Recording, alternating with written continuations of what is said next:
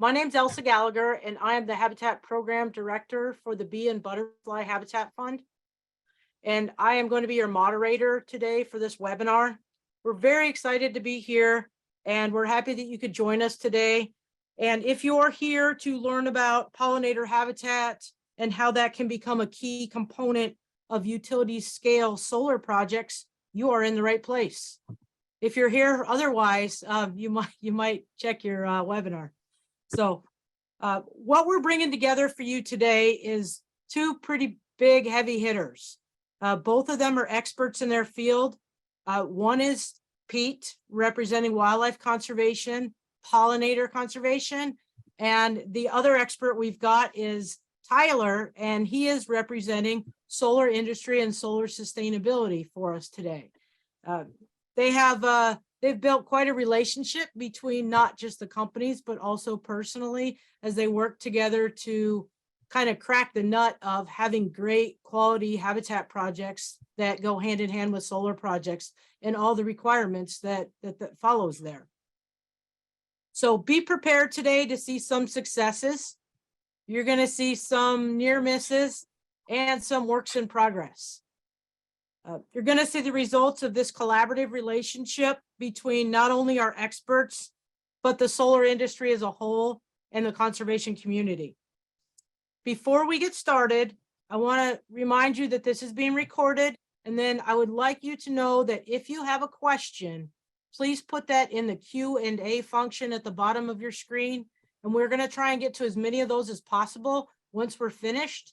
If you'd like to put in the chat your name and where you're from, maybe the company that you represent, that'd be great, and we'll just keep track of those chat comments as well. But any questions you have, please put in the Q&A function and we'll address those as we move on. So as we get started, I'm going to introduce Tyler. Tyler Kanczuzewski is the Vice President of Sustainability, a board member, and also an investor in Inovateus Solar, based out of Indiana. He has an MBA from Grand Valley State University with an emphasis in sustainable enterprise, and a BA from Holy Cross College in Notre Dame, which I hear he likes to show off the Notre Dame area when people come visit. So I think if you ever want to get to Notre Dame, Tyler would give you a good tour of the facility. Tyler's also taken on a role as sustainability manager for Logistic, a freight securement system manufacturer and supplier. And his goal is to help them implement sustainable and circular practices into various business activities. So we're excited to have this Indiana native with us here today. And as Tyler passes on, Pete will introduce himself later in the program. So thank you for being here, Tyler. Take it away. Great. Thanks, Elsa, for the lovely introduction. It's a pleasure to be here with you, Pete, and co-host this webinar to represent Inovateus Solar and the Bee and Butterfly Habitat Fund. And it's been a joy working with you over the past couple of years. And I got to say, I've learned so much from Pete in the field of pollinators. So I really look forward to everyone learning from Pete. And just to kick off my slides, I just want to share a little bit about Inovateus Solar and how we're practicing sustainability in a holistic way. And we started that in roughly 2019 is when we really doubled down on sustainability. And as you see on this slide here, the company started in 2008, and I've been with the company since full-time since about 2012. Sustainability was the bedrock, but we realized as the solar industry was rapidly growing, there were things that we could do better to be even more sustainable, like kind of talk about as a company, what does being more sustainable mean to us? And a lot of great methodologies out there. The triple bottom line is a popular one, which is kind of focused on people, planet, profit, or kind of an environmental, economic equality approach to sustainability for your organization. Ultimately, what we came up with was kind of our own triple bottom line, which is minimizing waste in our operations, maximizing our environmental contribution, and promoting sustainability with our partners and with the communities that we're working in. And then we came up with 3 major goals, and we're at about 515 megawatts of solar developed, mostly in the Midwest. Inovateus is based in South Bend, Indiana, but we work across the Midwest and even nationally. So we want to hit a gigawatt by 2025 and do it the right way with these sustainability practices in mind. We also have the goal of being carbon neutral. We do travel a lot. There is a lot of energy needed to build a solar site. So we're trying to figure out, dial in exactly how much of the carbon emissions from the job sites we want to account for. So we're still kind of figuring out a good calculator to figure out to be carbon neutral. And then thought leadership, we really believe in sharing best practices and not keeping things too close to the vest, as like a competitive advantage. We want to promote sustainability. For instance, I was just in Knox, Indiana, which is phase 1 of the Mammoth Solar Farm, which is going to be like 1.3 gigawatts after the 3rd phase. But they were really nice to let me come out there and tour the sites, almost as a competitor. But our companies do specialize in different things. Inovateus, we're a EPC and a developer. Solve Energy is building that Mammoth solar site, which they are an EPC and developer too, but we aren't exactly competitors. But they were so nice to let me come out and see their sites and kind of do some brainstorming on how we can do things better.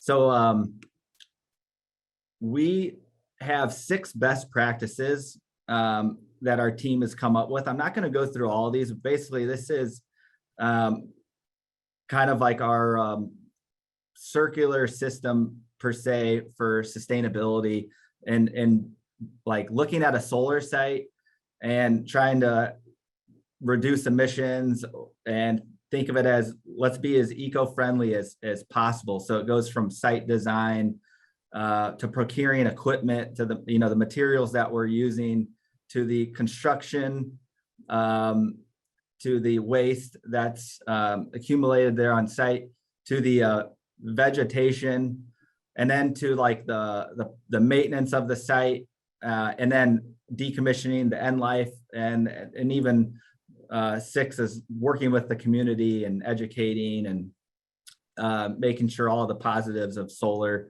are well known to the community where the solar system is. So obviously we're focusing today on vegetation, and that's our 4th goal, and one that I've really have dove into the weeds.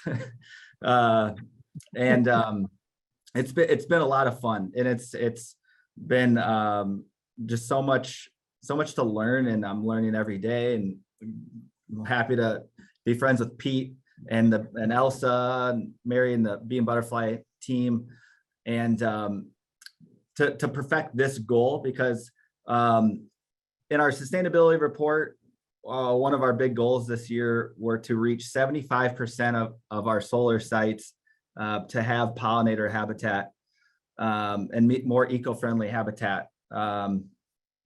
So it's been a pretty new initiative for us, and it's, I think, been pretty new for the whole industry. It's in my mind, it's been really taken off. It's got a lot of buzz, and there's a lot of talk about pollinator habitat, sheep grazing, and all the benefits. And for Inovateus, this is kind of just a quick rundown of some of the reasons why we're choosing to do pollinator habitat. A lot of this you guys might already know, but I mean, for starters, the environmental impact, it's like a no-brainer. The one that really excites me is like sequestering more carbon, which I think a lot of data is going to start coming out. Maybe Pete can speak to it a little bit more, but these root systems grow deep, they're thick, and they aerate the soil and create more soil health.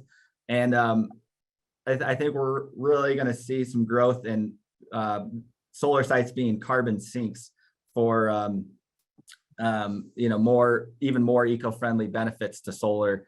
So moving on, the operations and maintenance is a huge one, because if you're historically, we've been doing Department of Transportation grass mixes, or like some fescue mixes, and they require a ton of maintenance throughout the life of the project. So we're learning, if we can do a pollinator habitat and spend time those first 2-3 years and really getting it established, we're going to greatly reduce our maintenance costs 10 years, 20, 25 years, the life of the project.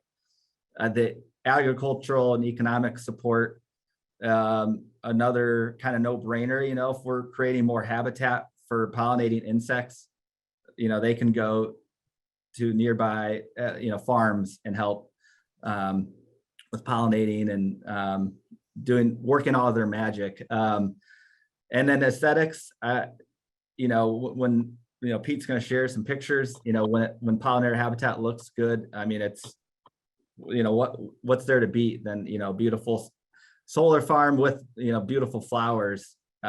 So that's some of the exciting stuff. So I just wanted to share a little bit about some of our sites before we hand it off to Pete.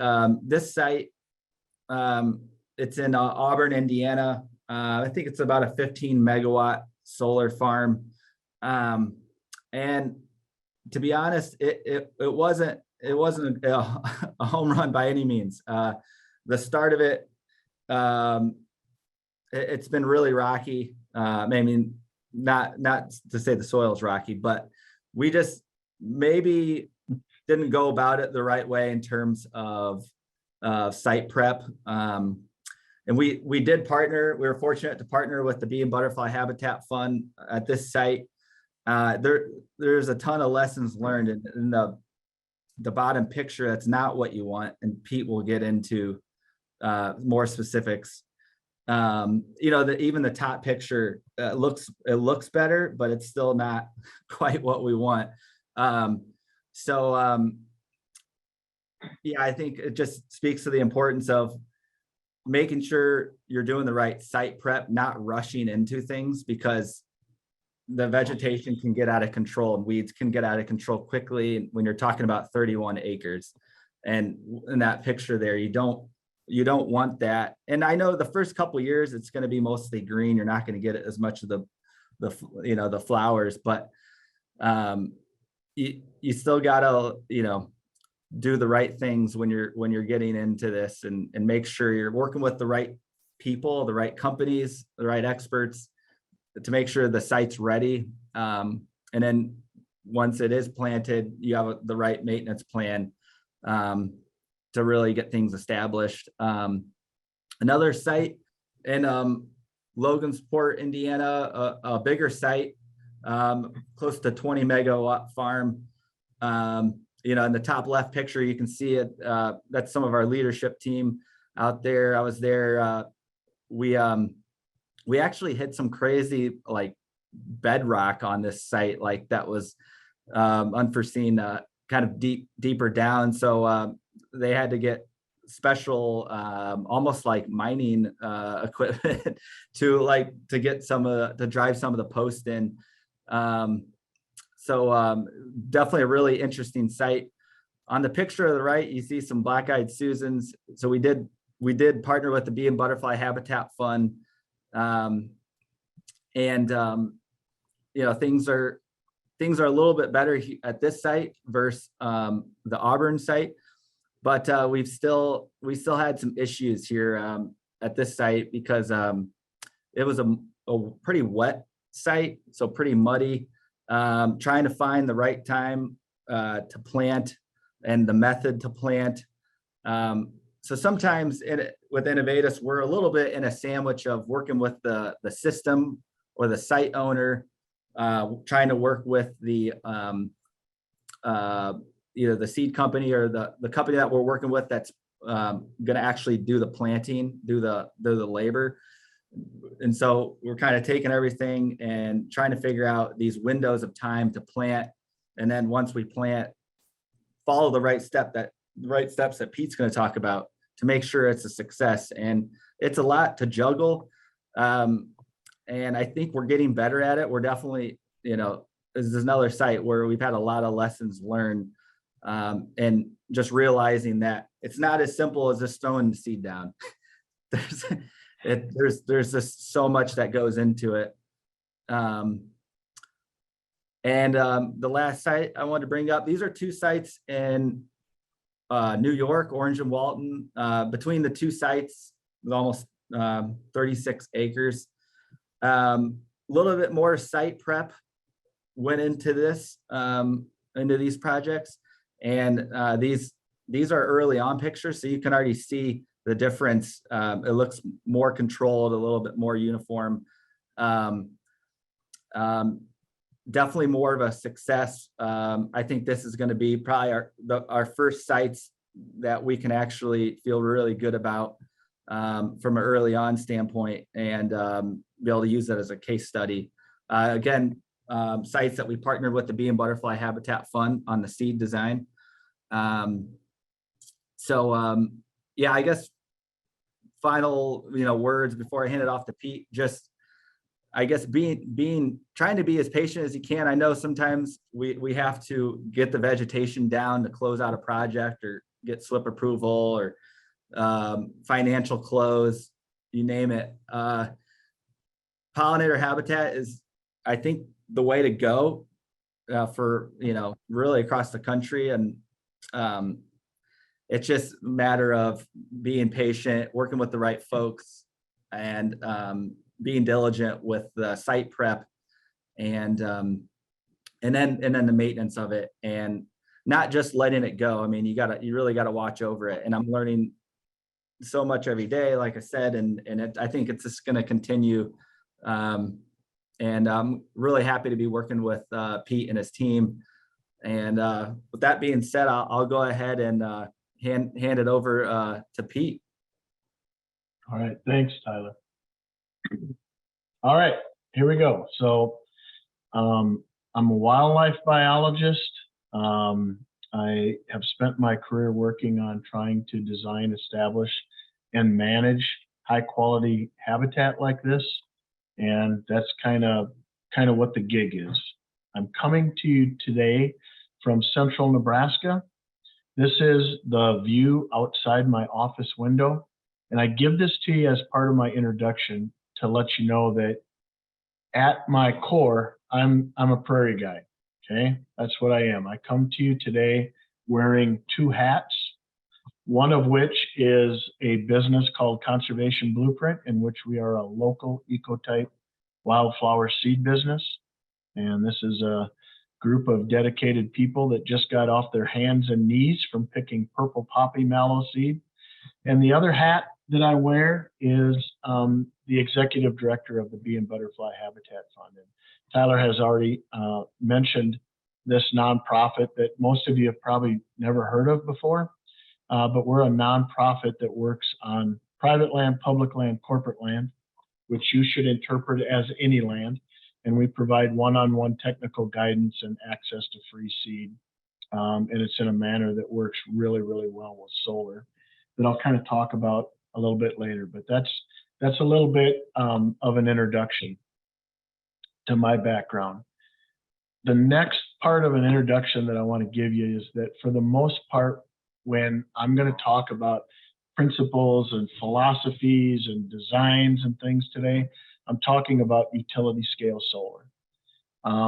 Smaller projects, distributed scale, those sorts of things, sometimes, not always, but sometimes they're a different animal than a utility scale solar project. And about the only similarities, from my perspective, I'm a vegetation guy, the only similarities is that they have panels on them. But we're going to talk about that, what the differences are, because they're really important for what we're going to talk about today. And I guess I'll just kind of open up by saying that I think this is an incredibly important and unique moment in time where the solar industry is interested in all the things that Tyler talked about. I don't think you could bump up to a solar developer that wouldn't be interested in every one of those core foundational thoughts that Tyler talked about. But there's uncertainty when it comes to this thing called pollinator habitat, because when I meet with a solar developer the first time, these are the questions I get. Well, is it easy to establish? How much does it cost? How do you manage it?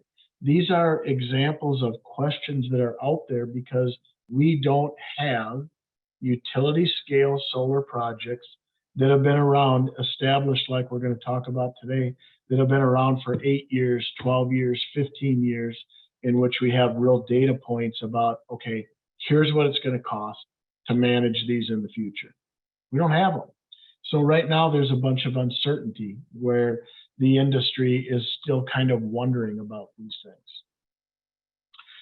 The other thing about this uncertainty is, I'll just start out by saying that this really comes down to what I call the art and science of meeting the project objectives. So for me personally, it's frustrating to me when a solar developer says, somebody gave us this seed mixture right here, and it's a really, really good seed mixture for pollinators, but it hasn't thought and considered all the other project objectives that have to be a part of that. Here's what I mean. When we're designing a seed mixture for a utility scale solar project, there is no less than 15 factors that go into the recipe for how we design that seed mixture. Here's some of them. And if you think about them, this isn't rocket science. Okay, the first one is, how tall will the plants grow? We would prefer to use plants that do not grow taller than where the lower panel height is. That makes sense, because if they grow taller, they're going to put shade on it. Okay.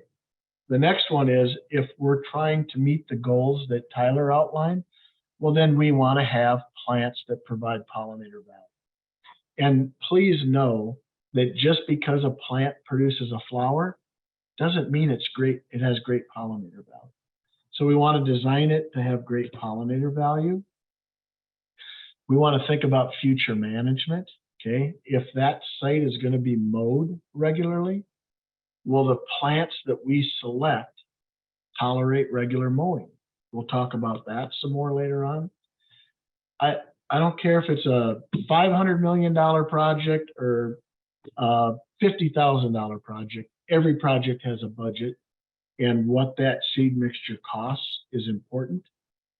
Coming up with a seed mixture where we can actually get enough of the seeds to plant that project is really important. How quickly will it establish? Tyler already mentioned the SWIP and turning that project over. You know, if it's one of those big ones, a $500 million project, your EPC might well want to be able to say that's established and turn it over so that they can get paid. Longevity of the planting. If it's something like, just say, a 30-year lease agreement, will the mixture that we design last, function, and perform for 30 years? Obviously, we want to design a seed mixture that's adapted to the site, to the geography, the soil type, all of those sorts of things. If for the mixture that goes within the array area, it's going to have to be a little bit of tolerance to shading. And then with the efficiency of solar panels, more and more projects are going to bifacial panels.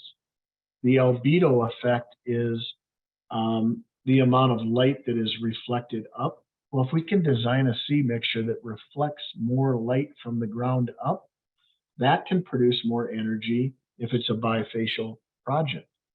Okay, this is just 10. There's 15 of them, but I put these up here just to tell you, it's an intricate recipe that has to be built to make all these things function. The other 5 are designing a seed mixture that will be less susceptible to fire. That might be important in a project, making sure that we don't have a fire go through there. They're all really important, but I just want you to know it's complicated. And one of the complicating factors, maybe I shouldn't say complicating, the challenging factors is, what is that lower panel height off of the ground? These are kind of the 4 common heights that we work with. And the difference between 2 feet and 4 feet is huge, okay? And I'm going to give you some examples. We are finding that the utility scale solar industry is moving to a standard of the lower panel height being 20 to 24 inches off the ground, okay? Well, if we are working on a project like that, probably one of our first goals, if you go back to this page and we look at the vegetative height, is we want to make sure that we're using plant species that don't grow taller than 18 inches. Well, guess what? That takes away lots of tools out of the toolbox.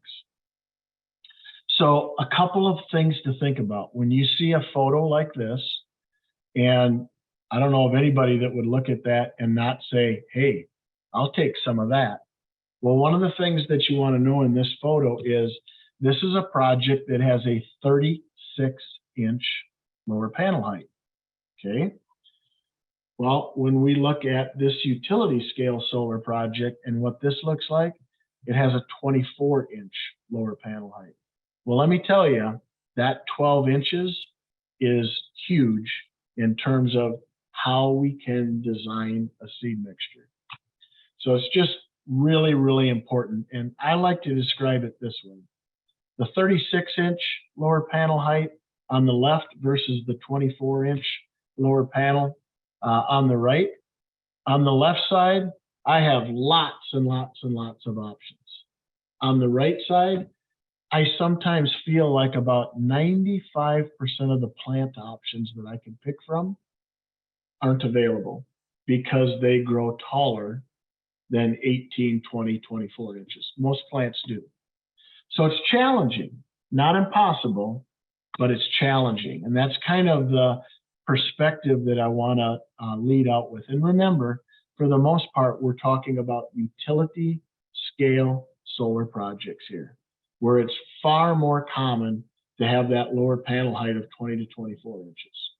So many of the things I'm going to say coming up here in this next section might not apply to a distributed scale or a smaller project where your lower panel height is 36 inches or 48 inches, things like that.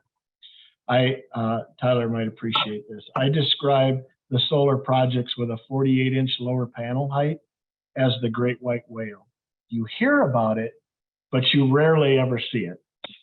So anyway, if we got to work with those, we would have a lot more options. So it's challenging. So for that lower panel height, and again, remember that we're talking about utility scale solar stuff. Here is one of the seed mixtures that we have found that works. And I'm going to circle around and tie this back to some of the challenges that Tyler outlined that they've experienced. And this is an example of a seed mixture that we have gone to using within the array area, and I'll explain that in just a second as well.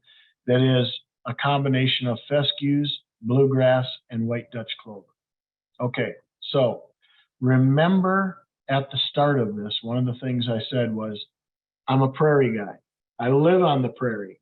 I look at the prairie outside my window. I want more prairie on the ground. A utility scale solar project with a lower panel height of 20 to 24 inches is not a prairie restoration project. It's just not very, it's not a good fit, okay? If all I was interested in was prairie restoration, this would be something that I would be very unenthusiastic about planting. because it's not a native prairie. But this is what we're using with success, and I'm going to show you what that looks like on utility scale. It has a very high seeding rate, 526 seeds per square foot. That's really, really high. And that is, again, to meet the ease of establishment. How quickly will it establish? And things like that. So that seed recommendation, and it is one of our seed recommendations, works really well until you bump up with ordinance language or things like that that say that you need to establish the vegetative cover using only native plant species. And the reason is white Dutch clover, like essentially all of our clover species, alfalfa, sweet clover, all of those clover species that are commonly used in agriculture are all introduced plant species. So that can bump into a problem there if that's the way the ordinance language reads. But I want to take just a second and show you that those species, even though they're introduced, are hugely beneficial to pollinator species. Here's one study out of Minnesota, and this was looking at honeybees. I'll explain this to you in just a second, but I want to tell you that the researchers actually collected the pollen off of the bee and did a DNA analysis of the pollen that told them what plant the pollen came from.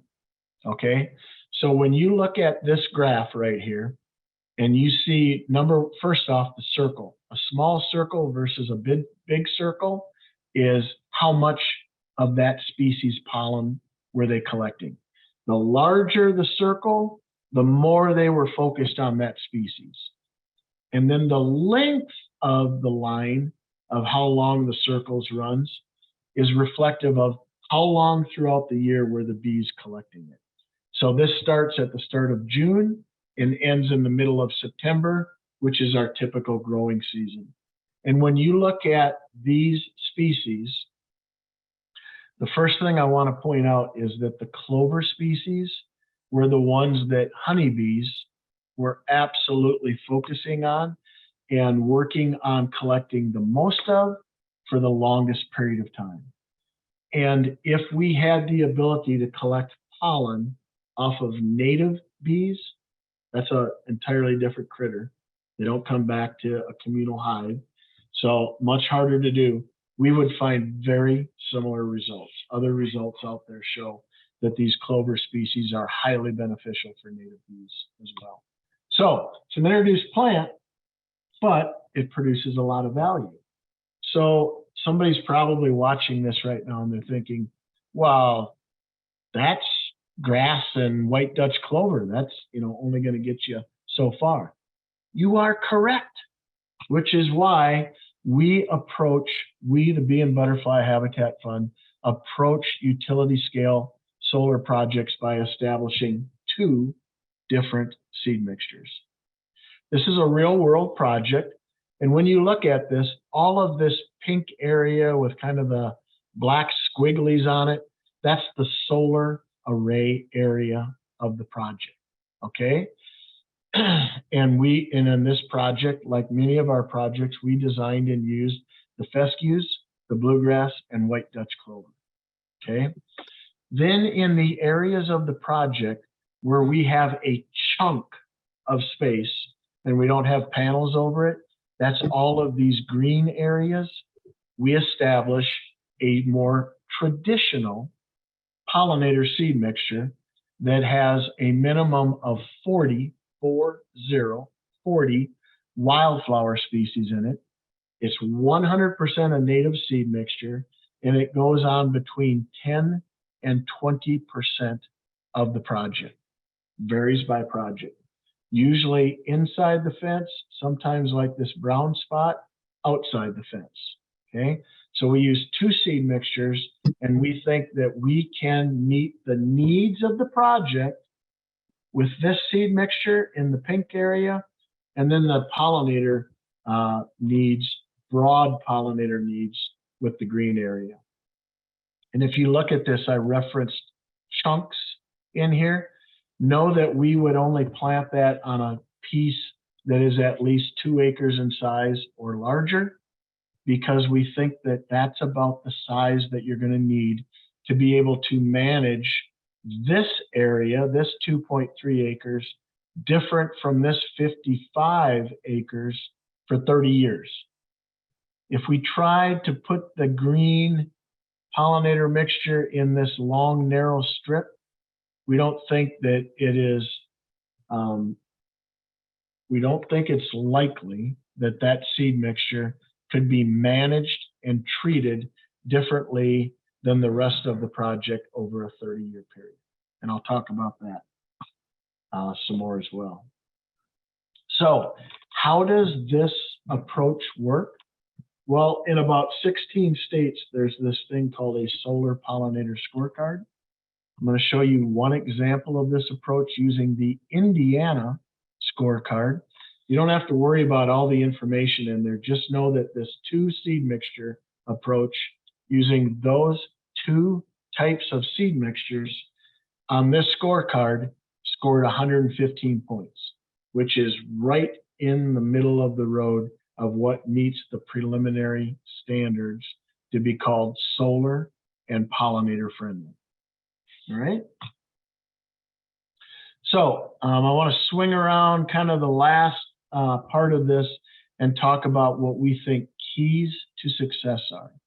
And Tyler talked about how this has been a learning process, but we want to shorten the learning curve up and show you what we think are 3 or 4 keys to the success that you'll have establishing and managing vegetative cover on your project. The first is site preparation. Whether it's a solar project or a project with a private landowner or a state agency or wherever it is, site preparation is the key. If you have existing vegetation, that might mean removing it. If you're putting in a project that was formerly agricultural production land, that's going to mean controlling the volunteer weeds that are absolutely going to come back into that site. So site prep is really important. The next one that we think is really an interesting, important conversation is, do you want to establish that final vegetative cover pre-construction or post-construction? And one of the things that we're seeing is more and more and more projects are going to establishing it prior to construction. I'm a fan of it because we think that you can get a better, more uniform cover established.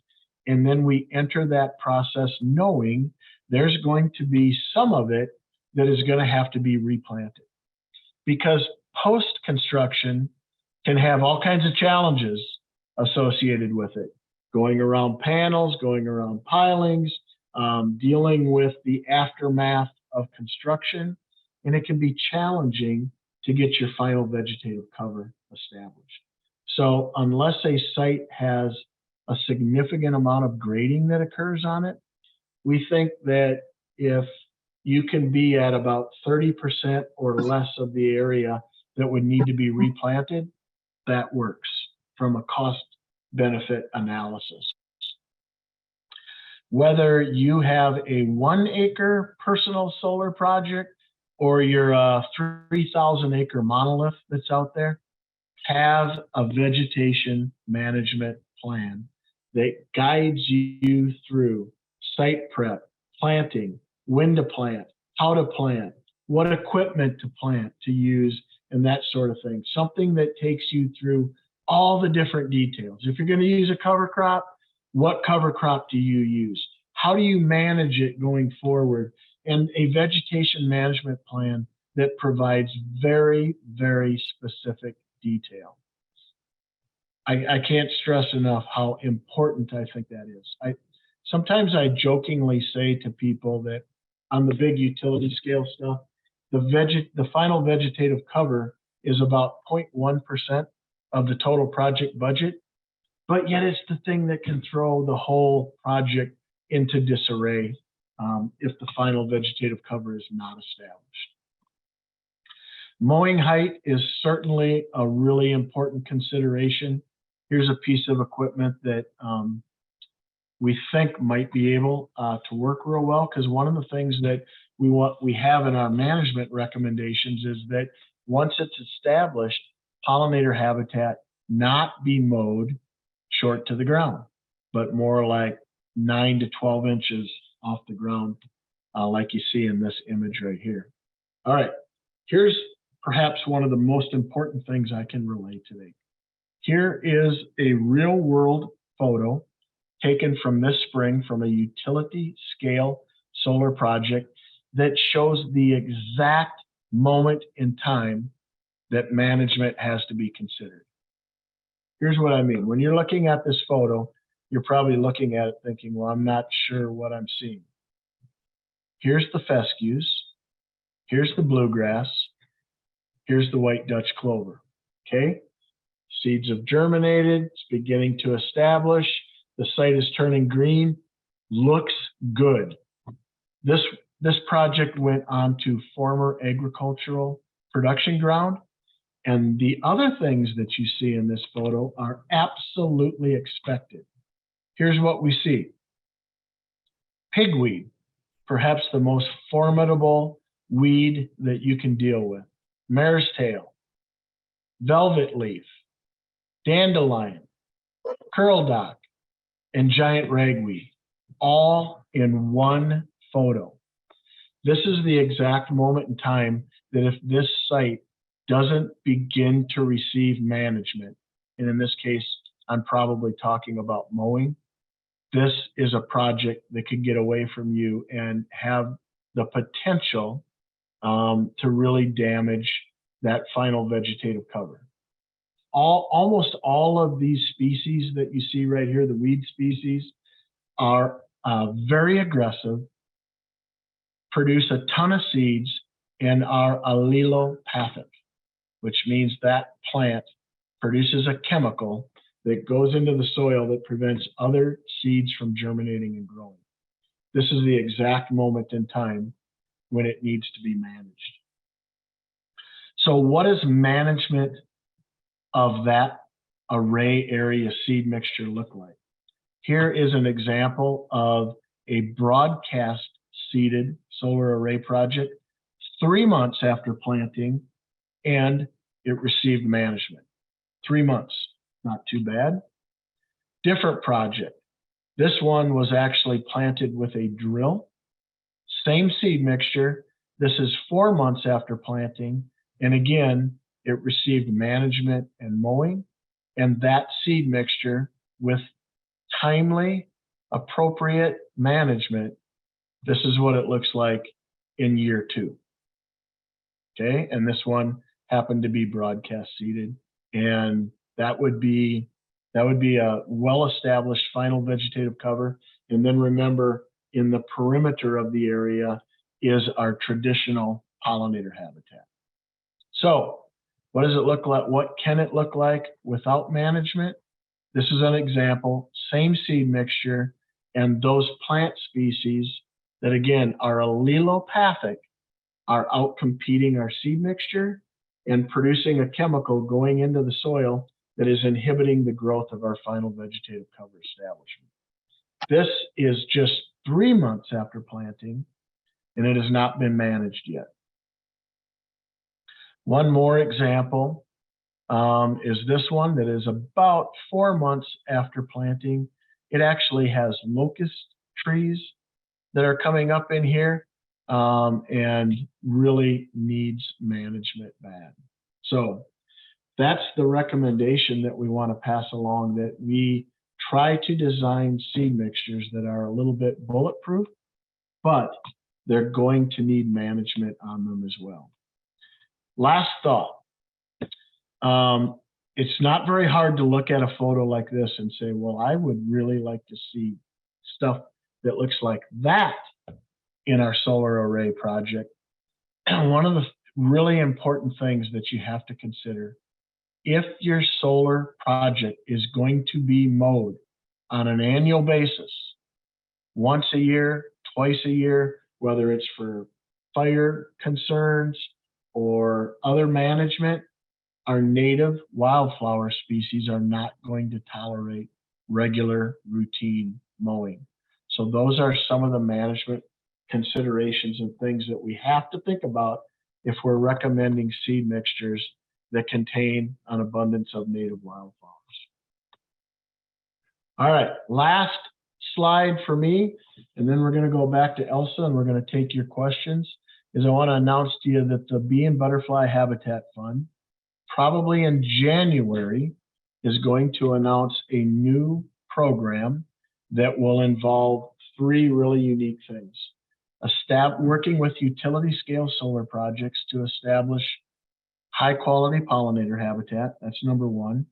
Then that project will receive 5 years worth of pollinator monitoring, specifically related to milkweed abundance and monarch butterflies that will come back into the CCAA related to the Endangered Species Act. And if you're sitting there wondering, what does that mean?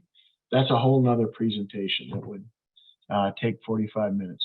But the third component of this is we will also be bringing a minimum of 6 years worth of carbon sequestration monitoring to each project, getting the baseline data before the project starts, and then monitoring any carbon sequestration gains that occur because of the specifically designed and selected seed mixtures that we'll be using on the site.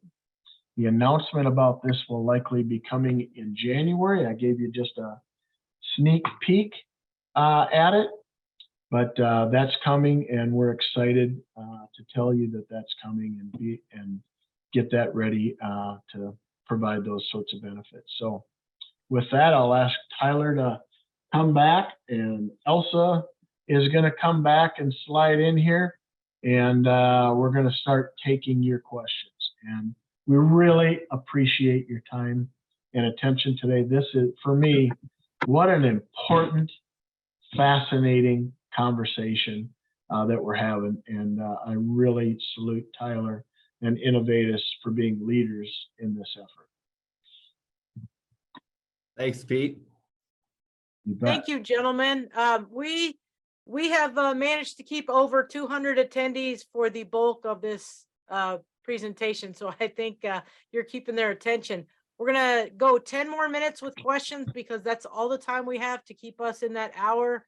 So I'm gonna just jump right in, and we won't get to all of them, I know that, but I'm gonna start. And Tyler, I'm gonna start with the early question that came on when you were first talking about your triple bottom line, and you showed that graphic. One of the questions is, how does maximize our environmental contribution represent the profit component of that triple bottom line? You had that listed under the profit component of that triple bottom line. How does that work?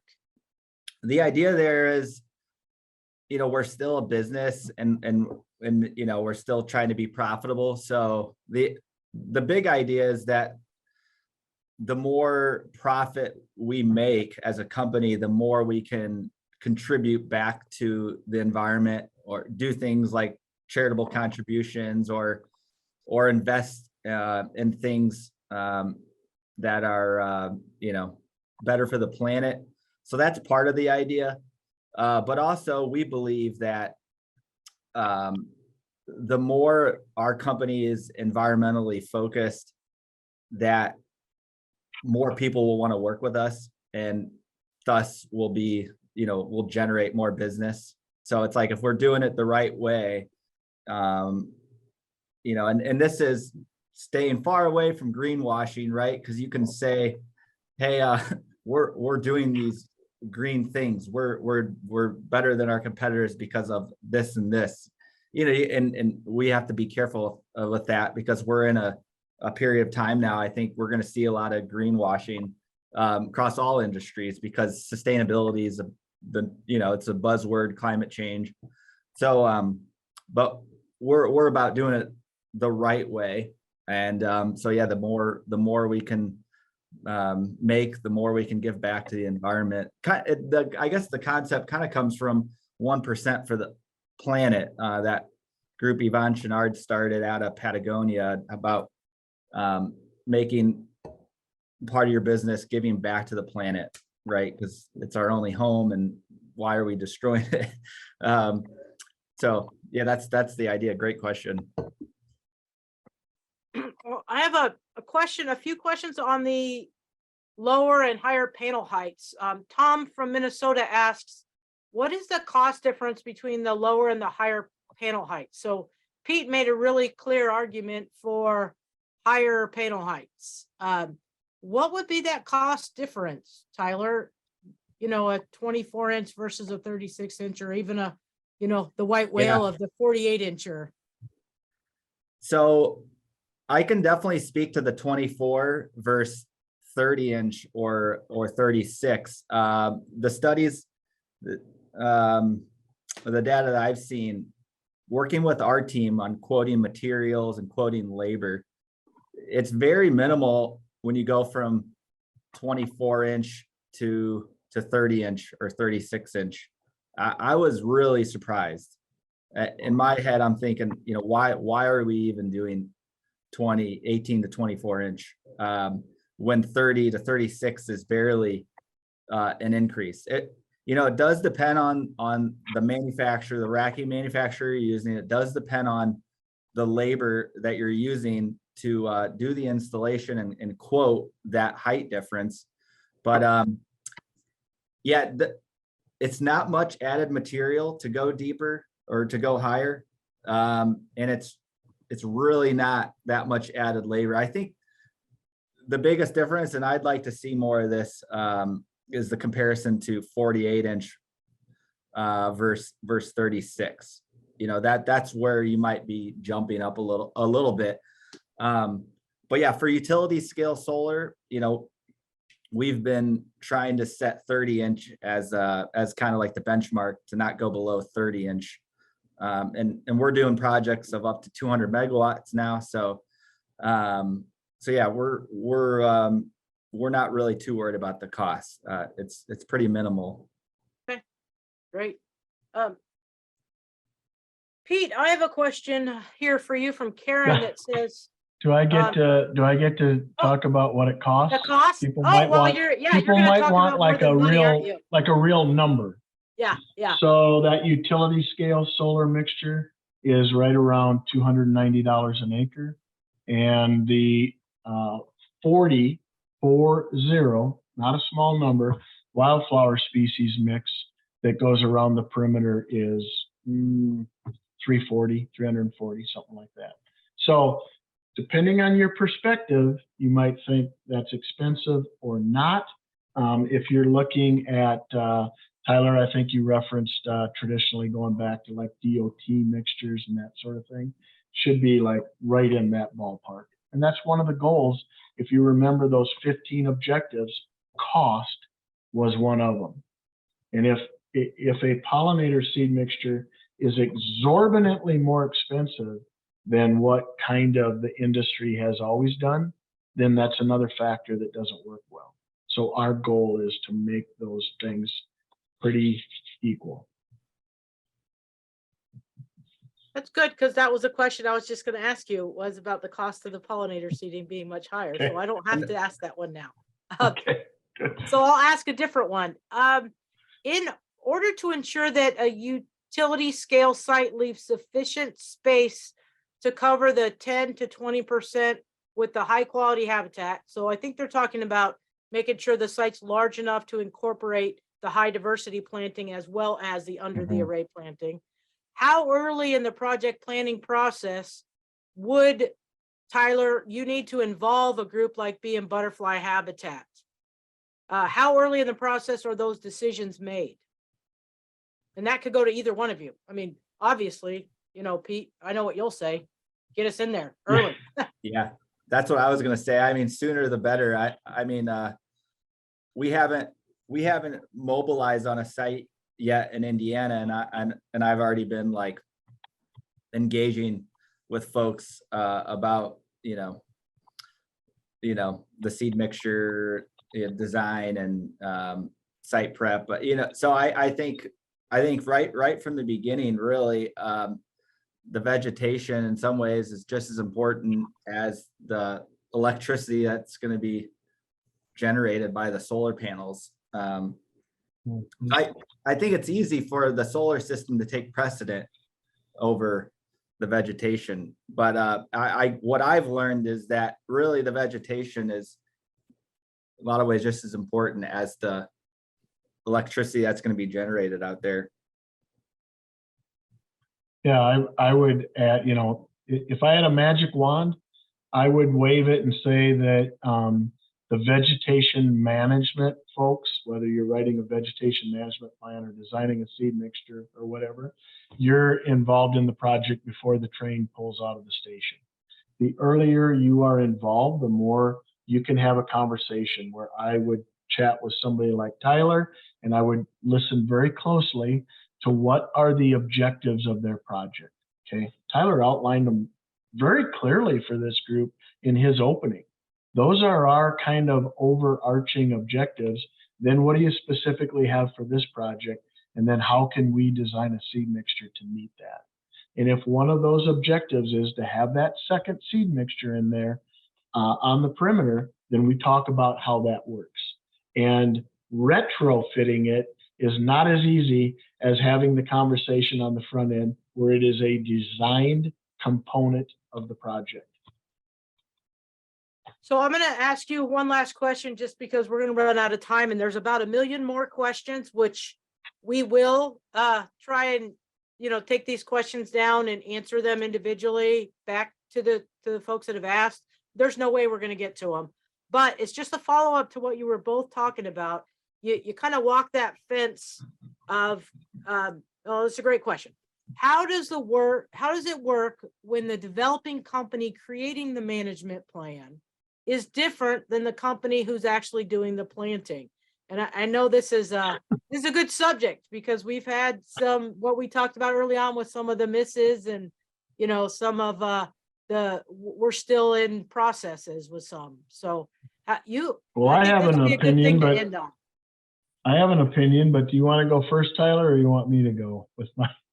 Yeah, my answer will be based on real world experience. Go for it. For me personally, it's been, this goes back to you want to be involved in it as early as you can so that all of this is built into the design of the project. The later into the effort you come, the more you can have an EPC that has already been selected, already bid it on doing it using X strategy to build it. And then it becomes harder to make changes to add these things, what I keep referring to as retrofitting. So the earlier you're involved, the better. And it is almost not, it's about like the white whale. It is very rare that the person writing the vegetation management plan, designing the seed mixture, procuring the seed would be the entity that is establishing it. It can be, but it's very rare.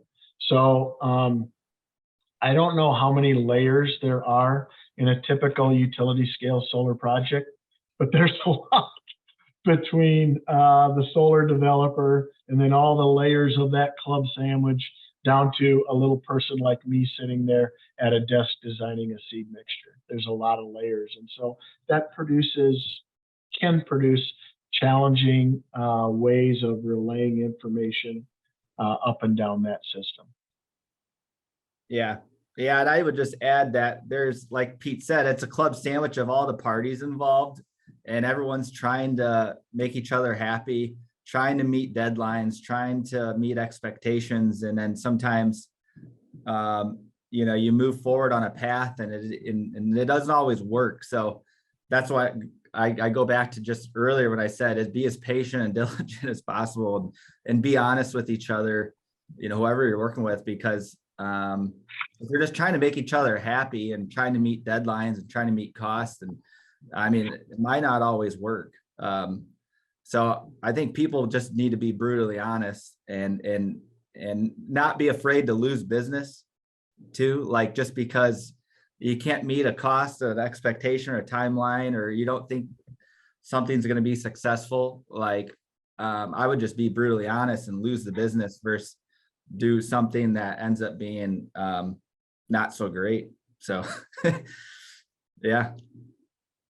Yeah. And Elsa, I know we're out of time, but We are. while we've been on here, I have personally been trying to type responses to some of the questions. I don't know if everybody can see those. I hope so. I'm Well, I think not what trying we to could, just send it to just the individual, but I have been trying to do that, but holy smokes, are there a lot of questions out yeah, there. there are a lot. Great there's a lot. ones. A lot of Great interest in questions. this too. This is great. All right, I've got the next question, and I think this maybe was specific to Tyler, but it might not have been. The question was early on in the program. Tyler, are you using regenerative agriculture principles? Great question. You know, I'd say yes. You know, I think the idea is to improve soil health and quality. You know, erosion control, doing a lot of great things with the pollinator habitat. And if you want to remove the solar array, you know, at its end life, instead of replacing and putting in new panels, let's say 25, 30 years down the road, I think that land you could return back to farming of your choice. I know there's a lot to regenerative agriculture, and it's a newer topic to many, but I think the idea is that you're not totally diminishing the soil health, and you're if anything improving the soil health, and that's definitely part of the goal with pollinator habitat. Yeah, and Elsa, I'll just jump in and say that that's absolutely one of the 15 objectives that I talked about in seed mixture design is soil health, carbon sequestration, erosion control, water quality. All of those things go into that recipe where you try to make all those different things fit and sync together.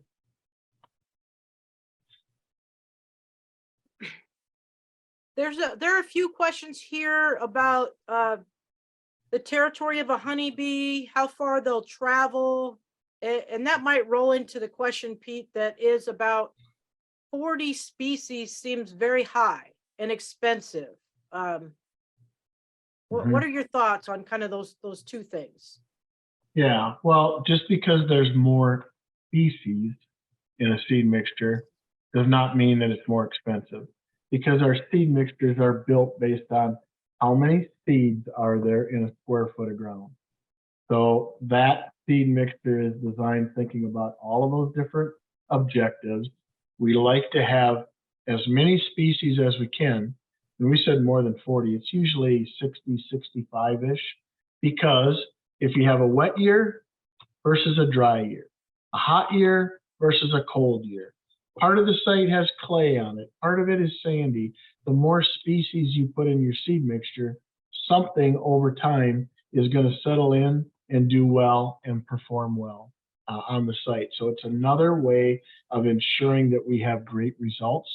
And we already talked about the prices, but for solar projects like we've been talking about and describing in this presentation, that array area seed mixture with the 500 and some seeds per square foot is about $290 an acre. And the perimeter traditional pollinator seed mixture was around $340-ish, $340, something like that. So not a big jump there. Yep. For the benefit, the added benefit. So I've got a question about, this is about the listing in long term. It's about the listing, potential listing of the monarch butterfly as an endangered species. This participant said that they have spoken to many facilities and power companies about doing more pollinator friendly plantings, but they don't want to because it might draw in the soon to be listed monarch butterfly and cause problems with maintenance or decommissioning. How do you handle that that issue? How I know that's on your radar screen, Pete. What are your thoughts about that subject? So Tyler might well be able to talk to this from the energy industry standpoint, but there is a what I'll describe as a get out of jail free card that is available uniquely for the energy industry. That is the Monarch CCAA. That basically, I'm going to use very layman's terms for a complicated issue. But if the energy industry joins that Monarch CCAA, they are basically grandfathered in, so that if they do management and activities that attract monarch butterflies and it were to become listed, they're not going to have their ability to perform activities on their impinged. So that is a really important part of the solar synergy program that I teased at the end of the presentation and said that we would be announcing that in January of 2023. That is where we're going to have our friends at Monarch Joint Venture come and do actual pollinator monitoring on the site for 5 years. And they actually have a new ability to use remote sensing that identifies and quantifies milkweed on the site. Okay. And if you want to think about how complicated a monarch butterfly potential endangered species act listing could be, think about the geography that the butterfly covers, and then think about that it's in your backyard and your backyard and my backyard. How often has everybody you meet on the street been able to raise their hand and say, yeah, I have an endangered species in my backyard? It has the potential to be uber complicated. Yeah. I mean, I don't have a whole lot to add other than we do being in solar, and especially in Indiana, deal with the I think it's the Indiana brown bat. And so we're aware, working with endangered species, and occasionally with some of these solar sites, you have to remove a few trees, which I hate doing. And I'm the first guy on our team to say, wait, do we have to remove these trees? Okay, if we do, let's plant new trees. But there's only a certain time of the year when you can remove some of these trees because of the Indiana brown bat. We're already experienced dealing with endangered species. I think, me personally, I think it'll be great to have that protection, so we can do more things and get more creative and work with firms like the Bee and Butterfly Habitat Fund or Conservation Blueprint on some of these cool projects. I know some people, just in terms of being a pure solar developer, they're gonna probably scratch their heads a little bit, but being more my environmental roots, I'd be excited for something like that. Well, little known fact, Tyler, I actually studied the Indiana bat in grad school or before grad school. I Nice. knitted a bunch of them in Missouri. So it was a lot of fun. Very cool. Well, I have a question here from Chris that asks, once the vegetation on a project starts to go off the rails, what are your best tools for getting that vegetation back on track? I guess I'll go first, Tyler. First thing is, if it gets off the rails, it's painful. It's expensive. It's time consuming. It throws construction schedules off. By all means, that's the role that we try to take with vegetation management plan creations and that sort of thing. Let's give you a plan that can be followed. Remember the club sandwich of solar analogy we made? A plan that everybody in that club sandwich is aware of and can kind of know, here's the timelines, here's the steps, here's what we need to do, so that it doesn't go off the rails. Because when you're involved in a utility scale solar project that has to be replanted because of a failed establishment, that is uber painful.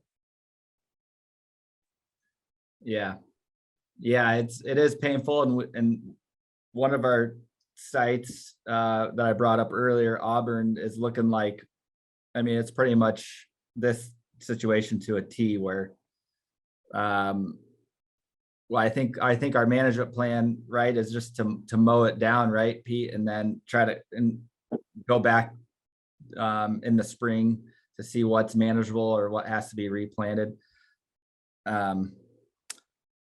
Yeah, so Yeah, it's not fun.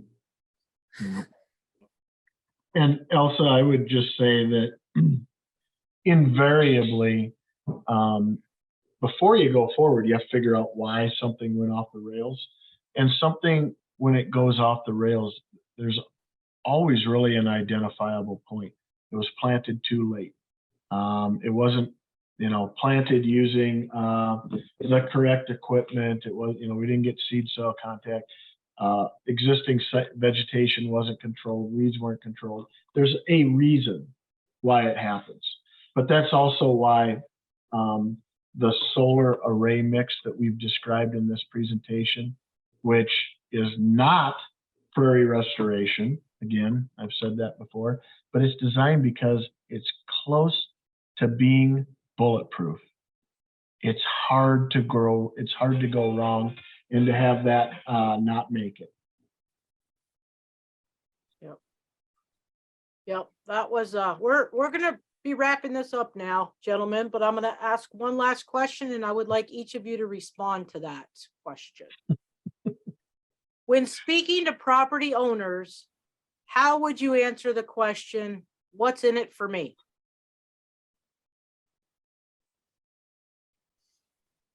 And is that property owner as in the solar array or the actual landowner? Because sometimes that's a difference.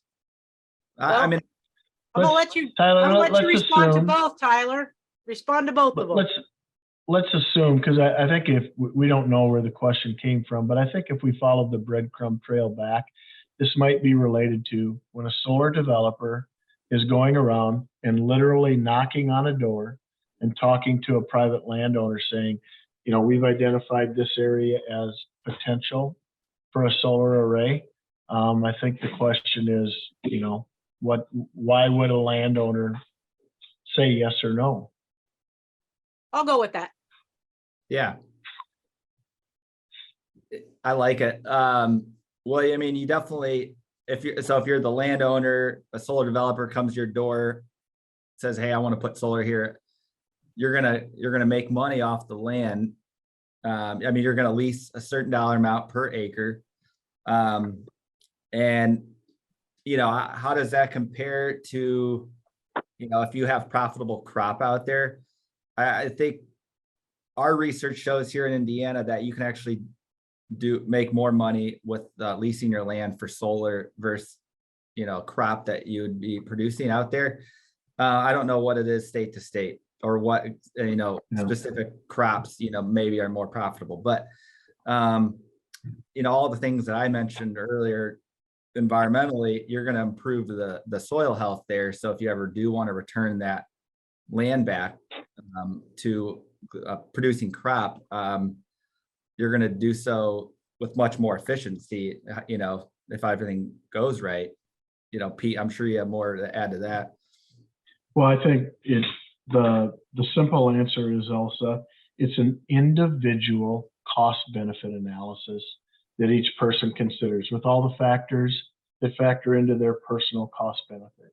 I have been associated with projects where a landowner has enrolled their entire farm, been associated with projects where landowners have enrolled portions of their farm, and almost always selecting the areas that have a sort of reduced return on investment.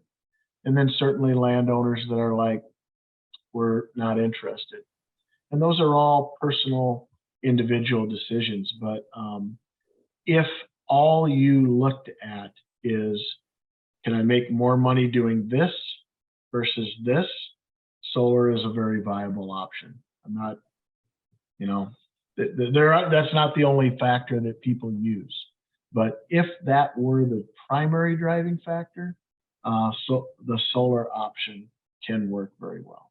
But obviously, there's a lot more factors than just. And that would be a follow-up question maybe to Tyler. Do you find that people respond positively to having the pollinator planting as a part of the solar? Does that help with the pitch? Does having the pollinator habitat there and the benefits it provides, is that a part of the pitch to talk them into maybe having that site turn into a solar site on their place. Yeah, I do think it sweetens the overall deal and makes everything make more sense. And we have had more ease, more traction when we talk about the pollinator habitat and all the benefits, the environmental benefits to it, and the aesthetic benefits. You know, either they're gonna potentially see more color out there. You know, and solar in general, these, you know, as Pete's been talking about, utility scale solar has been booming, and that's what we focused on today, talking about establishing habitat for utility scale. You know, it does take up a lot of land, and I think there is some worry about, you know, the negative impacts of large scale solar development. And but what we've been learning is actually, yeah, you have to impact the land a little bit when you're installing the panels, but then then it sits there for 20 to 30 years and you're letting the land rest actually. And I think that's pretty cool to, you know, when you talk big picture, climate change, you know, how we need to let the earth heal a little bit, you know, these solar sites can do that. You're producing clean energy and letting the ground heal. Right? So that's some pretty cool stuff. Yep.